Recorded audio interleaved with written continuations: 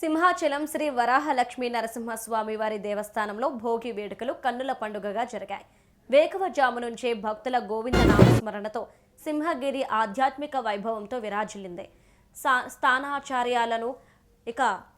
స్థానాచార్యులు రాజగోపాల్ ప్రధాన అర్చకుల ఆధ్వర్యంలో ఈవో సుజాత సాంప్రదాయబద్ధంగా భోగి మంటలను వెలిగించారు. ఆలయ ప్రాంగణంలో ఏర్పాటు చేసిన వరి కుప్పలు, గడ్డిమేటలు, ఎడ్ల బండ్లు, గంగిరెద్దుల విన్యాసాలు, హరిదాసుల కీర్తనలు భక్తులను మంత్రముగ్ధులను చేశాయి. పల్లెటూరి వైభవాన్ని తలపించేలా అధికారులు చేసిన ఏర్పాట్లు ప్రత్యేక ఆకర్షణగా నిలిచాయి.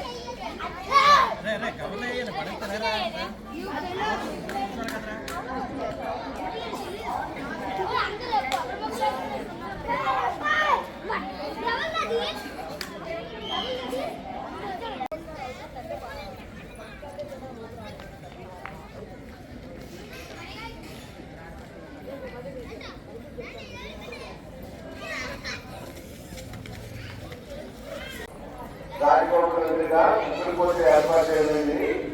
ఆసక్తిగా గ్రామస్తులు కానీ భక్తులు కానీ ఈ పోటీగా పాల్గొనవలసిందిగా తెలియజేస్తున్నాము.